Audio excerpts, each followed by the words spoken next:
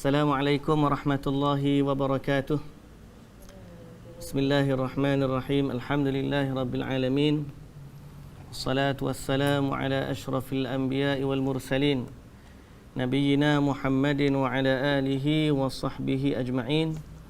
Rabbi shrah li sadri wa yassir li amri wahlul 'uqdatan min lisani yafqahu qawli, amma ba'du. Puji dan syukur bagi Allah Subhanahu wa taala, Tuhan sekalian alam. Selawat serta salam atas Nabi junjungan kita Nabi Muhammad sallallahu alaihi wasallam, juga atas ahli keluarga baginda, para sahabatnya dan para pengikutnya yang setia sehinggalah ke hari kiamat. Alhamdulillah. Apa khabar semua tuan-tuan, puan-puan yang dirahmati Allah Subhanahu wa ta'ala sekalian? Syukur pada Allah Subhanahu wa ta'ala kerana pada hari ini kita dapat bertemu, dan hari ini sebenarnya adalah kuliah yang dibawakan oleh Menara Surau An-Nur, Menara Selcom Putrajaya, Petaling Jaya. Tapi ana live juga di page ana ni, kemudian kita sama-samalah kongsikan kuliah ini kepada saudara-saudara kita yang boleh mengambil manfaat di waktu ini. Baik, alhamdulillah, kuliah zuhur kita hari ini berkisar tentang kitab Talbis Iblis. Kita ada dua siri bacaan Talbis Iblis. Besok pun ada satu lagi Talbis Iblis, dan besok untuk kelas di Menara Telekom. Jadi kelas Talbis Iblis yang di Selcom ni agak terkedepan sebab kita dah sampai kepada bab yang ke-10, iaitulah bab Talbis Iblis terhadap para sufi dari kalangan orang zuhud. Okey. Adapun bab yang bersama dengan Menara Telekom baru bab yang kelima. So kita ke depan hampir 5 bab. So insya-Allah kita akan baca pada hari ini berkaitan dengan talbis iblis terhadap para sufi dari kalangan orang-orang zuhud. So insya-Allah kita akan sambung berkaitan dengan ahli sufi ni, tuan-tuan, puan-puan yang dirahmati Allah Subhanahu wa taala. Ahli sufi ni kita dah baca sebelum daripada ni, orang yang menisbahkan diri mereka kepada jalan hidup iaitulah kezuhudan. Ya, mereka ini telah memilih satu jalan yang mengatakan mereka meninggalkan soal dunia. Okey. Ada yang kata dia ahli suffah sebagaimana zaman Nabi sallallahu alaihi wasallam. Ada yang kata mereka ni adalah orang-orang yang pakai pakaian bulu, ni. Tetapi yang jelas bahawa pandangan pertama adalah mereka ni memiliki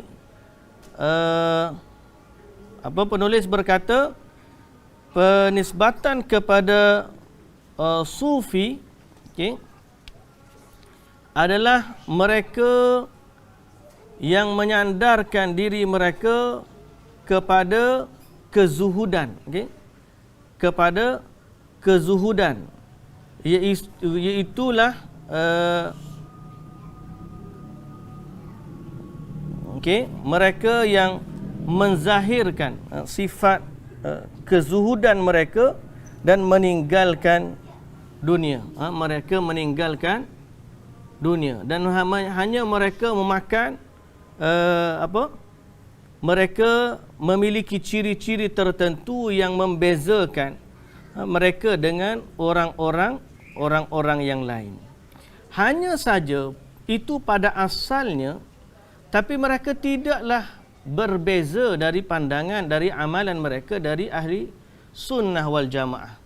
Tiba-tiba datang kumpulan generasi selepasnya, mereka mula mencipta ibadah baru, mereka buat aliran-aliran baru berbeza dengan orang lain, sehingga mereka ada jalan-jalan tersendiri yang berbeza dengan masyarakat umumnya ahli sunnah wal jamaah. Sedangkan zikir mereka sampai ada bilangan tertentu, lafaz tertentu. Okey? Ahli sufi sebegini sebenarnya menyalahi ahli sufi generasi pertama. Ahli sufi generasi pertama, mereka ni mengaku mengikut Al-Quran dan As-Sunnah. Okey? Generasi pertama sufi mengakui berpegang kepada Quran dan Sunnah. Sungguh syaitan hanya dapat mengelabui mereka melalui celah keterbatasan ilmu yang dimiliki oleh para penganut ini. Jadi nak banding generasi pertama dengan yang akhir ni, jauh beza. Sebab tu kalau tengok kepada kuliah ataupun perkataan Syekh Dr. Ramadan Al-Buti, Said Ramadan Al-Buti, dia kata apa? Bawakan kepadaku orang yang benar-benar berada pada manhaj ahli sufi dahulu, sudah tidak ada lagi pada zaman sekarang. Okay? Sudah tidak ada lagi pada zaman sekarang. Baik, kita baca apa yang ditulis dalam kitab kita. Abu Sulaiman Ad-Darani berkata, sesekali terlintas di dalam jiwaku satu noktah dari sekian banyak noktah satu kaum sufi selama beberapa hari. Namun aku tidak mahu menerima lintasan itu tanpa merujuk dua saksi yang adil, iaitulah Al-Quran dan juga As-Sunnah. Dari Abdul Hamid Al-Hubuli dia berkata, aku mendengar Sari berkata, siapa yang meyakini ilmu batin menyalahi ilmu zahir, maka dia telah keliru. Okey. Sebab tu ilmu batin, ilmu zahir. Orang istilah sekarang ni ada istilah ilmu kulit, ilmu isi. Jadi siapa yang mengatakan ilmu kulit dengan ilmu isi itu berbeza, maka dia telah keliru. Sebab Nabi SAW tidak pernah membezakan antara dua bentuk ilmu tersebut. Baik. Dari Al-Junaid menegaskan, mazhab kami terikat dengan dua asas, iaitu Al-Quran dan juga As-Sunnah. Jadi ahli sufi terdahulu mereka tak lari daripada Quran dan Sunnah. Sehingga dia kata kadang-kadang datang lintasan sufi kepadaku, aku tidak akan buat apa-apa sehingga aku rujuk dulu dua dalil. Rujuk Quran, rujuk Sunnah. Okey? Yang ni pentinglah tuan-tuan. Sebab apa? Sebab di akhir zaman ni akan banyak orang menyeru kepada agama, tapi sebahagian besar mereka tidak merujuk kepada Al-Quran dan juga As-Sunnah. Itu sampai boleh ajar zikir berjuta kali. Sampai hari ni sebahagiannya guna dalil tapi tidak menyeluruh. Berdalil terpilih. Sebagai contoh, pagi tadi kita kuliah tentang kisah Nabi Yusuf alaihissalam dengan ayah dan keluarga dia. Sehingga adik-beradik Nabi Yusuf sampai satu hari sujud kepada Nabi Yusuf alaihissalam.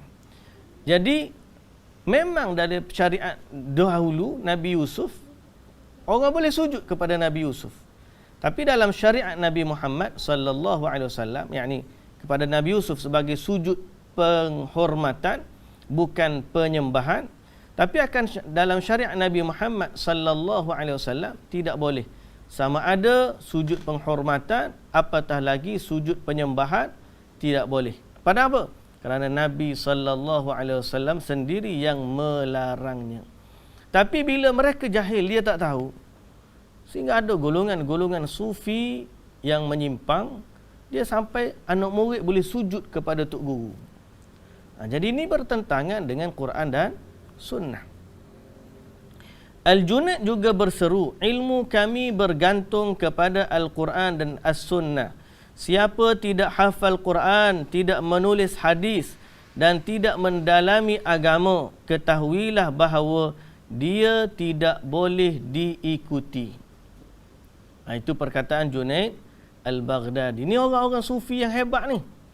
Jadi sebab tu kita kata masalahnya bukan sufi, semua sufi itu salah. Tak, tapi sufi yang menyandarkan diri mereka kepada sufi, tapi menyimpang dari Al-Quran dan As-Sunnah. Yang ni masalah. Okay? Nak jadi ahli sufi boleh, tak ada masalah. Yang ni dia sudah akhlak kita jaga, perkataan kita jaga. Tapi jangan menyimpang dari Quran dan Sunnah. Bila kita jadi ahli sufi, tiba-tiba kita tak ikut Quran dan Sunnah, yang tu masalah. Dia buat ajaran dia sendiri, dia buat tata cara ibadat dia sendiri, bilangan zikir dia sendiri. Ada yang sampai ajak 5 juta kali. Buat tasbih untuk kiraan 1 juta. Mana ada Nabi SAW ajar kiraan sampai 1 juta? Nabi tak pernah ajar zikirlah 1 juta kali. Tak ada. Nabi tak pernah ajar zikirlah 10,000 kali. Tak ada. Nabi SAW sangat sederhana dalam ibadahnya. Dan itulah yang terbaik. Jadi nak jadi ahli sufi sekalipun, jangan menyalahi perintah Nabi SAW. Okay? Jadi kalau orang tu tiba-tiba tok guru tu Quran pun tak hafal, hadis pun tak erti baca, kemudian baca pula daripada terjemahannya sahaja, maka itu kalau bolehlah janganlah diikuti orang. Banyak lagi orang-orang alim yang hebat. Carilah orang alim yang hebat. Zaman dulu mereka cari tok guru, berpindah-pindah cari tok guru. Belajar dengan tok guru A, belajar dengan tok guru B, belajar dengan tok guru C, cari seramai mungkin tok guru. Sebab apa? Boleh jadi ada orang alim lagi daripada tok guru tu.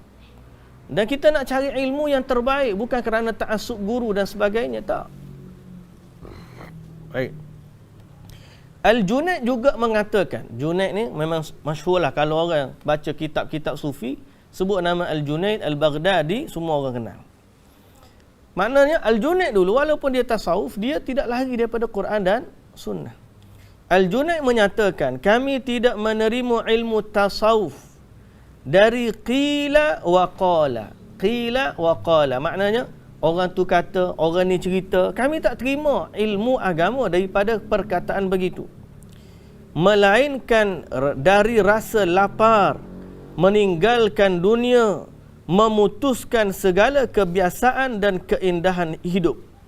Sebab kata tasawuf berasal dari kata safaul muamalah, iaitu kejernihan interaksi dengan Allah. Makna asalnya iaitu meninggalkan dunia. Jadi dia sudut lapar bolehlah cerita, ambil perkataan orang. Akan tetapi dari sudut agama kena kembali kepada teks Quran dan Sunnah. Abdul Husain An-Nuri, tuan-tuan kita baca sini berulang-ulang, tapi masalahnya ramai lagi orang yang dia mengaku Quran dan Sunnah, tapi secara realiti dan praktikalnya tak kembali. Okay? Bila beramal dia kata takkanlah salah, apa salahnya? Bukan benar hak Nabi tak buat, kita tak boleh buat. Ini bertentangan lah kalau kira. Okay? Jadi saya nak mengajak tuan-tuan, kita mencintai Nabi SAW dengan kecintaan yang sebenar, sebagaimana yang diajar oleh Nabi SAW dan diamalkan oleh para sahabat baginda. Abul Husain An-Nuri berkata kepada salah seorang muridnya, siapa saja yang kamu lihat pernah mengakui adanya satu keadaan bersama Allah Azza wa Jalla, yang dalam saat itu dia sanggup keluar dari batasan ilmu syariat, maka janganlah kamu dekati orang itu. Faham tak? Kalau orang tu kata dia dekat dengan Allah, tiba-tiba dalam keadaan dia dekat dengan Allah tu, okay? Dalam keadaan dia kata dia dekat dengan Allah tu, dia terkeluar dari landasan syariat. Maknanya tak ikut Quran, tak ikut Sunnah, tak sama dengan amalan Nabi. Dia kata jangan kamu dekati orang itu. Saya nak pesan tuan-tuan yang dirahmati Allah, sebab apa saya baca buku ni lambat nak habis. Kita di Selcom banyak dah lama dah kita baca. Baitul Salam pun baca buku ni, di Telekom pun baca buku ni. Sebab apa? Sebab Ibnul Jauzi tulis kitab ni untuk menghalang orang tertipu daripada golongan-golongan yang menampakkan agama tapi sebenarnya mereka tergelincir dan terpesong dari agama Allah. Kalau zaman Ibnul Jauzi tu ramai, zaman ni lagi ramai. Dia panggil penglipu lara. Orang yang bernama menggelar panggilan ustaz atau da'i atau seumpama dengannya, tapi sebenarnya mereka tak bawa pun ajaran Nabi sallallahu alaihi wasallam. Banyaknya pengkuliah atau penceramah atau pendakwah segera yang mungkin mereka ni lahir daripada program reality. Kita tak kata semua ni, ada je mereka yang lahir tapi background dia memang agama sungguh. Yang tu kita tak perhatikan. Tapi tetap saja kita kena ada guideline kita untuk menerima ajaran Islam. Guideline kita adalah Al-Quran dan juga As-Sunnah. Kita nak pesan senantiasa, sebab apa zaman ni macam-macam munculnya ajaran yang pelik-pelik. Okay? Nampak mereka pada pandangannya zuhud, jaga makan minum. Dia zuhud pada pakaian, dia zuhud pada makanan, dia zuhud pada kata-kata. Tapi dia tidak zuhud dalam soal menisbahkan amalannya kepada peribadi Nabi sallallahu alaihi wasallam. Okey. Jadi kata Abul Husain An-Nuri, siapa yang kata dia dekat dengan Allah tapi amalan dia terkeluar dari batasan ilmu syariat, tinggalkanlah dia. Dia dekat dengan Allah tapi tak semayang. Ada tak orang macam tu tuan-tuan? Ada, bukan tak ada. Kata jangan kiralah dia dekat dengan Allah Subhanahu Wa Taala, tapi waktu semayang dia tak semayang. Pasal apa? Dia kata dia dah sampai martabat tinggi. Tinggalkanlah dia tuan-tuan. Tolonglah, jagalah agama kita. Sebab ini adalah benda yang paling utama yang kita nak bawa kembali kepada Allah Subhanahu Wa Taala. Walaupun tuan-tuan rasa ustaz ni rasa cerita banyak kali dah benda ni, tapi untuk selamat kena cerita banyak kali. Dan kebetulan kita baca ni apa yang ada dalam kitab, saya bukan baca saja-saja, melainkan dia telah dipesan oleh para ulama-ulama silam. Baik. Dan siapa saja yang engkau pernah lihat mengakui adanya satu keadaan yang tidak sesuai dengan dalil, sementara sisi lahirnya tidak menunjukkan keadaan itu, maka curigailah agamanya. Jadi ada keadaan dia kata, tak ni, yang ni tak sesuai dalil. Dalam keadaan ni kita tak pakai dalil, maka curigailah agamanya. Macam mana dalam satu bab agama kita tak perlu kepada dalil? Mustahil.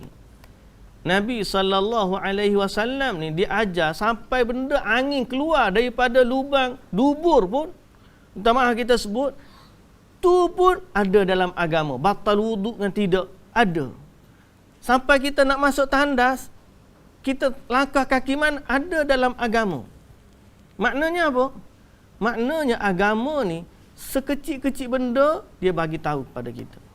Maka bagaimana tidak tiba-tiba ada orang kata benda ni dalam agama kita tak perlu kepada petunjuk Nabi. Maka Abul Husain An-Nuri kata, sekiranya orang tu kata macam tu, curigailah agamanya. Okey. Abu Ja'far berkata, sesiapa yang tidak menimbang perkataan, perbuatan dan keadaannya dengan Al-Quran dan As-Sunnah. Okay, dia ada perbuatan, perkataan dia tak timbang dengan Quran dan Sunnah. Okay. Dia tak timbang. Kita ni kena cross check. Kadang-kadang dalam akaun kita buat cross check. Betul tak? Ni hak kita, kalau orang kita buat semakan. Agama lagi kita kena semak. Abu Ja'far kata apa? Sesiapa yang tidak menimbang perkataan, perbuatan dan keadaannya dengan Al-Quran dan As-Sunnah, serta sama sekali tidak mencurigai lintasan pemikirannya, hak mari dalam kepala dia anggap betul belaka, maka janganlah kamu cantumkan orang tersebut ke dalam daftar para tokoh. Aku maksud, kamu jangan anggap dia ni orang yang tokoh dalam agama. Kalau dia ni cerita tak pernah bandingkan perbuatan dia, keadaan dia, perkataan dia menerusi Al-Quran dan As-Sunnah, maka tak payah ambil dia letak dalam daftar tokoh senarai ustaz-ustaz yang kita nak ambil ilmu daripadanya, tak payah. Okey. Penulis berkata, tatkala semua pernyataan itu telah ditetapkan bersumber dari perkataan syekh kaum sufi, sejumlah kekeliruan justru dinukilkan dan berasal dari beberapa syekh yang lain kerana jauhnya mereka dari ilmu. Okay. Hafiz Hamdan tanya kitab apa? Kita baca kitab Talbis Iblis. Saya tunjuk ni. Tapi terbalik. Ni terbalik. Saya tak boleh nampak. Kalau dekat page Pro Media Tajdid nampak. Okey. Kita baca kitab Talbis Iblis. Okey. Jika pernyataan tersebut memang benar bersumber dari mereka, maka dia tetap harus dibantah terhadap mereka. Kerana kebenaran tidak mengenal nepotisme. Nepotisme ni maknanya kumpulan lah. Tak kira kumpulan kita ke kumpulan siapa, kebenaran tidak ikut kumpulan. Tetapi jika pernyataan tersebut bukan bersumber dari mereka, maka kita perlu mengingatkan manusia dari pernyataan dan kefahaman seperti itu, ia dari siapa pun sumbernya. Adapun kalangan lain yang menyerupai kelompok sufi dan tidak termasuk bahagian dari mereka, kalangan-kalangan seperti ini memiliki banyak sekali kekeliruan. Berikut akan kami sampaikan beberapa kekeliruan mereka seperti yang pernah kami dengar. Allah Subhanahu Wa Taala mengetahui bahawa tindakan ini kami upayakan semata-mata untuk membersihkan syariat dan kerana kegelisahan atas hal-hal yang disisipkan padanya. Okey? Jadi tujuan kita baca ni, sekali lagi saya pesan dan saya sebut sebagaimana Ibnul Jauzi kata, bukan kita nak cela siapa-siapa. Bukan kita nak kata Ustaz A tak betul, Ustaz B tak benar. Bukan kita nak kata saya je yang benar. Tidak tuan-tuan. Hasya wa kalla, saya minta jauh daripada sikap sebegitu. Apa yang Ibnul Jauzi sebut adalah sikap untuk membersihkan dan menyucikan agama dari orang-orang yang tanpa sedar mereka merosakkan agama. Boleh faham? Jadi kita bukan nak sebut Ustaz A, Ustaz B. Ni kita kena belajar tentang asas agama ni di mana. Asasnya kembali kepada Quran dan juga As-Sunnah. Dia mari pula kadang-kadang dia jawab, lepas tu qiyas macam mana pula Ustaz? Ijma'. Qiyas, ijma' tu memang kita pakai. Termasuk daripada memahami Al-Quran dan As-Sunnah ialah kita pakai ijma' dan juga qiyas. Bukanlah makna kita kata begitu, kita tolak Quran, kita tolak ijma' dan qiyas. Tidak. Malah banyak lagi sumber-sumber hukum. Kita ada istihsan, kita ada istishab, kita ada al-uruf, muhakkamah, kita ada masalihul mursalah. Banyak lagi kaedah-kaedah untuk kita ambil hukum. Cuma asas kepada semua ni kembali kepada dua sumber, iaitu Al-Quran dan As-Sunnah. Sebab Nabi SAW yang bagi tahu kita, aku tinggalkan kamu dua perkara, selama kamu berpegang dengan keduanya, kamu tidak akan sesat buat selama-lamanya, kitab Allah dan sunnah Rasul. Okey? Jadi moga-moga Allah Subhanahu Wa Taala menyelamatkan kita. Kata penulis lagi, kami tidak berurusan dengan sesiapa pun yang mengatakan atau melakukannya. Jadi kami tak kisah siapa buat, siapa tak. Ya, yang kami hanya tahu, dia kata, kami hanya sebatas menyampaikan amanah ilmu. Okey? Amanah ilmu. Para ulama saja masih mengkritik satu sama lain serta saling menjelaskan kekeliruan para sahabatnya. Dengan tujuan Alhamdulillah. Ambil tisu saya. Dengan tujuan untuk menjelaskan kebenaran. Alhamdulillah. Sejuk sikit ni.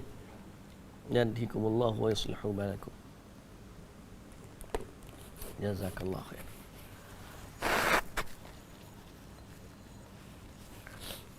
Jadi tujuan untuk menjelaskan kebenaran, bukan untuk memberikan aib ulama tertentu. Okey, bukan. Bukan maksud kita untuk sebut fulan atau siapa, tak. Tetapi maksud kita adalah untuk menjaga keaslian agama. Tidak perlu memerhatikan perkataan orang bodoh yang menyebutkan bagaimana si fulan yang zuhud dan dicari keberkatannya itu dibantah. Tak boleh nak marah. Syekh tu berkat tu. Syekh tu zuhud tu. Kita tak boleh nak marah, tak boleh nak pertikai dah dia. Dia kata, Ibnul Jauzi sebut perkataan begitu adalah ucapan orang yang jahil.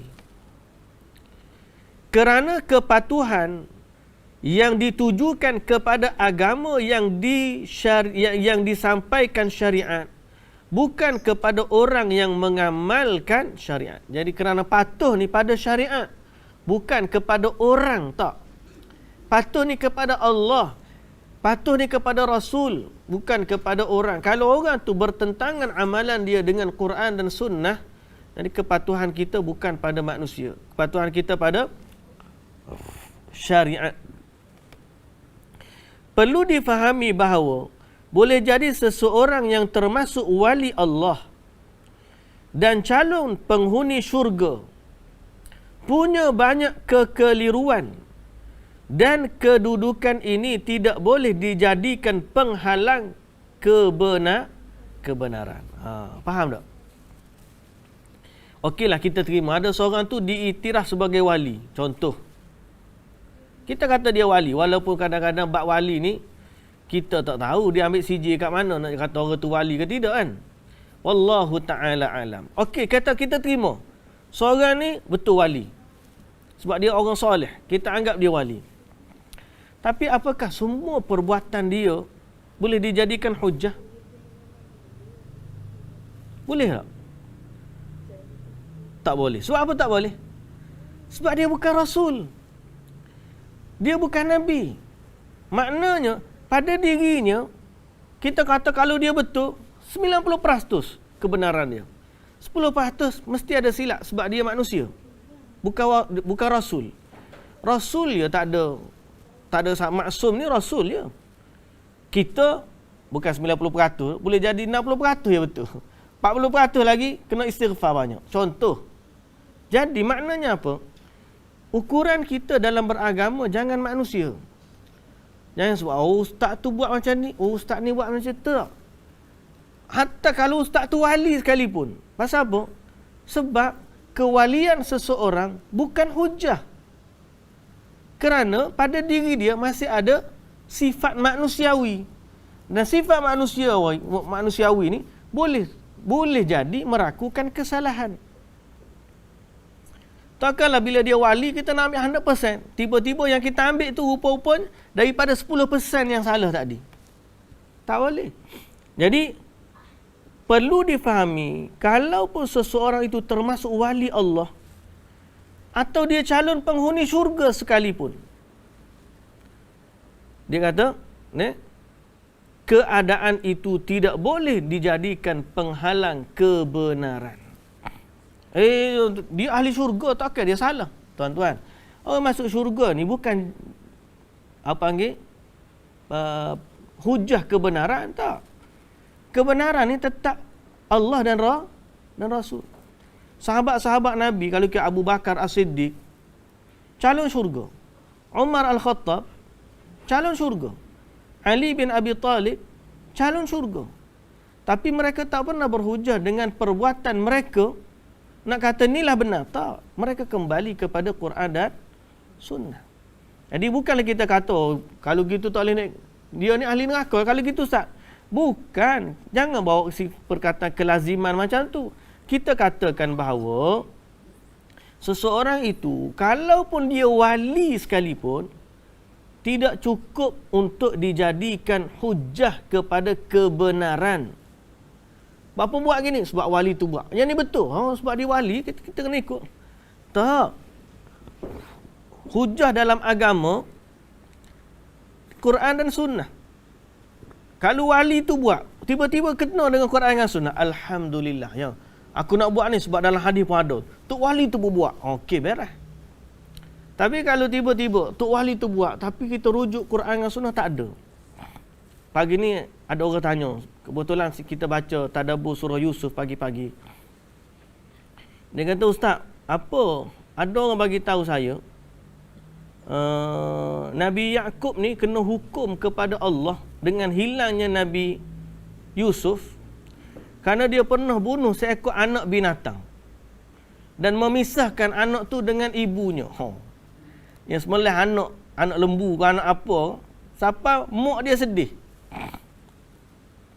Jadi sebab itulah Allah hukum Nabi Yaqub, hilangkan Nabi Yusuf daripadanya selama beberapa tahun lah. Jadi pertama saya kata, tak pernah dengar. Ayat tu tak pernah dengar. Yahdikumullahu wa yuslihu balakum. Ayat tu tak pernah dengar. Tak tahu rujuk tafsir mana. Kita pun duk cari-cari tak jumpa.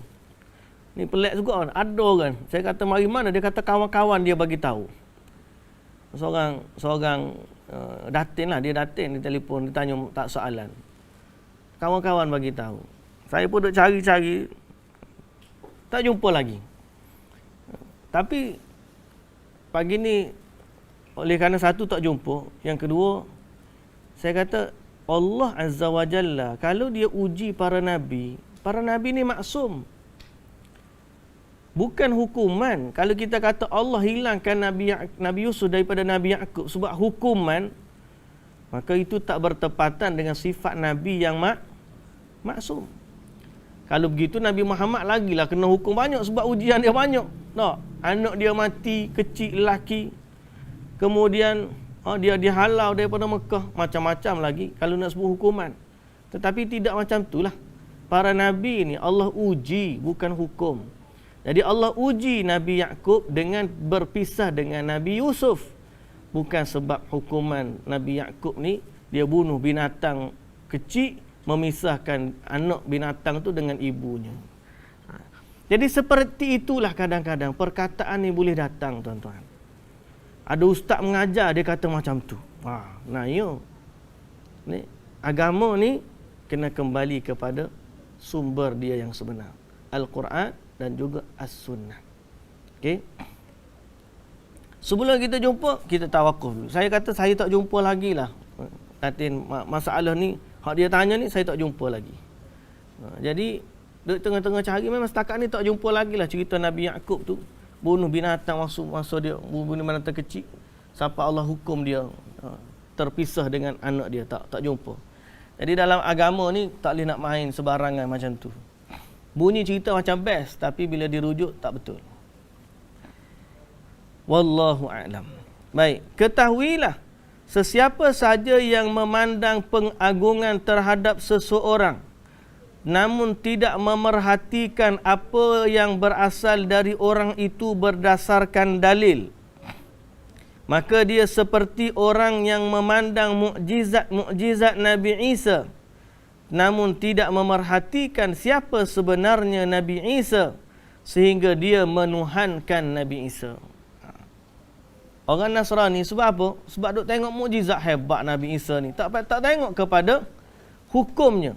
Dalil Nabi Isa tu, mukjizat dia tu datang dari Allah. Tapi akhirnya tersilap mentakdiskan, menuhankan Nabi Isa. Jangan sampai kita jadi menuhankan para wali. Andai dia memerhatikan Nabi Isa bahawa dia manusia yang biasa, yang tidak boleh hidup tanpa makan, tanpa minum, tentu dia akan menyikapi Nabi Isa sesuai dengan apa yang layak disandangnya. Yahya bin Sa'id menuturkan, aku bertanya kepada Syu'bah, Sufyan bin Sa'id, Sufyan bin Uyainah dan Malik bin Anas tentang seorang yang tidak hafal hadis dan diduga kuat melakukan manipulasi atau pemalsu hadis. Orang tanya, ni aku tanya Syu'bah tanya Sufyan bin Sa'id, Sufyan bin Uyainah, tanya Imam Malik. Macam mana orang yang tak hafal hadis dan suka memalsukan hadis? Mereka menjawab, kondisinya harus diperjelas. Mana keadaan orang ni mesti dikatakan atau ditonjolkan sebagai begitu. Ditahzir. Bagi orang. Maknanya kita kena pesan. Orang ni banyak hadis palsu. Bukan kita nak ngompak, bukan kita nak peruduh dah. Tapi sebab kita nak jaga agama. Imam Ahmad pernah memuji seseorang. Lalu kemudian dia menyebut kekeliruannya sedikit demi sedikit. Okey? Lalu Imam Ahmad kata, sebaik-baik orang adalah si fulan, andai saja tidak mempunyai kekeliruan. Jadi sampai Imam Ahmad ni dia bagi tahu orang tu baik dah. Dia puji orang tu, tapi dia nyatakan orang ni ada kekeliruan dia sedikit. Lalu dia kata sebaik-baik orang adalah si fulan, kalaulah tidak memiliki kekeliruan tersebut. Mana ni cara Imam Ahmad dia menegur dan menjelaskan keadaan seseorang, sama ada untuk diambil ilmunya ataupun tidak diambil ilmunya. Jadi zaman kita ni kalau ada orang duk baca hadis palsu je tuan-tuan, kena hati-hati. Hati-hati. Ada setengah tu orang ni berjuang untuk mengamalkan hadis dhaif. Dia seolah-olah anggap hadis dhaif ni macam hadis sahih.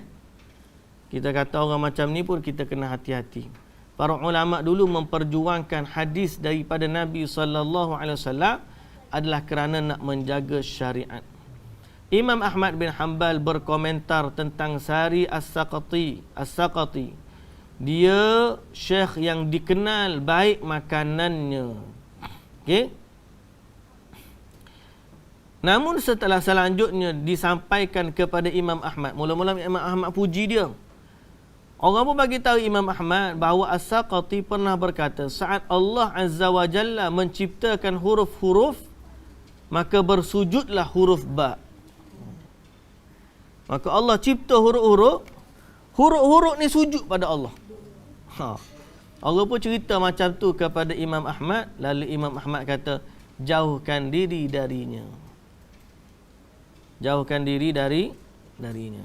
Jadi tuan-tuan yang dirahmati Allah Subhanahu wa ta'ala, walaupun inti kita ni masih sama daripadanya, tapi inilah pesanan para ulama bahawa kita menjaga ketulinan agama kita daripada orang-orang yang jahil yang memasukkan sesuatu dalam agama tidak berasal daripadanya. Saya pernah dah sebut dah, Syekh Ali Hasan An-Nadwi pernah sebut tentang bagaimana hidup zaman Syekhul Islam Ibn Taymiyah. Syekh Ali Hasan An-Nadwi ni seorang ulama di India. Dia cerita bagaimana satu zaman Islam tu perlu kepada orang yang mengembalikan agama kepada asalnya. Pasal apa? Sebagaimana Islam masuk ke India. Bila Islam masuk ke India, orang-orang India dulu banyak amalan-amalan Hindu. Maka amalan-amalan itu diserap masuk ke dalam Islam. Contohnya bertapa. Kalau kita tengok orang Hindu kuat bertapa. Zaman Islam dulu tak ada bertapa. Mana ada Nabi ajar sahabat dia bertapa? Tak ada kan? Ni akhirnya ajaran ini diserap masuk ke dalam agama Islam. Seakan-akan orang yang nak jadi ulama kena duduk bertapa. Tak ada. Islam tak ajar macam tu. Tapi ajaran daripada mana? Diserap daripada budaya Hindu. Begitu juga ilmu-ilmu akidah. Kata Syekh Ali Hasan An-Nadwi, ulama daripada India ni, bila Islam tersebar sampai ke Rom, sampai ke Andalus, sampai ke Spanyol, orang-orang daripada Yunan masuk Islam. Dan mereka dulu, disiplin ilmu mereka adalah falsafah. Jadi bila dia masuk Islam, dia bawa ilmu falsafah tu masuk ke dalam Islam. Dia huraikan Islam mengikut ilmu falsafah. Lama kelamaan, ilmu falsafah masuk ke dalam Islam. Maka orang mula beriman kepada Allah dengan akal, tidak lagi dengan Al-Quran dan juga As-Sunnah. Jadi dengan begitu sedikit demi sedikit Islam ni berasimilasi dengan ajaran-ajaran lain. Tanpa Quran dan Sunnah yang menjaga keasliannya, kalau kita tak jaga, maka kita akan tenggelam dalam kekeliruan tersebut. Sebab itu perlu kita ni tuan-tuan yang dirahmati Allah, belajarlah Al-Quran, belajarlah hadis, kembalilah kepada ulama-ulama yang jelas, ulama-ulama yang benar, yang tidak membawakan hadis-hadis palsu, yang tidak membawakan cerita-cerita penglipu lara, yang tidak membawakan amalan-amalan yang bertentangan dengan Al-Quran dan juga As-Sunnah. Kerana apa? Kerana kita cinta kepada agama kita. Kita cinta kepada agama kita dan kita nak amalan kita diterima oleh Allah Subhanahu wa taala. Baik, tuan-tuan, puan-puan yang dirahmati Allah, dalam bab ini golongan sufi bukan sekadar pada amalannya. Mereka ada lagi kekeliruan dari sudut akidah. Sehingga mereka menganggap kadang-kadang Allah tu duduk dalam diri mereka. Itu dalam bab akidah. Dia panggil wahdatul wujud. Al-hululiyah, kesatuan dalam kewujudan. Mana wujudnya dia adalah sama dengan wujudnya Allah. Dan wujudnya Allah ada dalam wujudnya dia. Sehingga akhirnya dia kata Allah ada dalam dirinya. Ini kekeliruan sampai kepada bab akidah.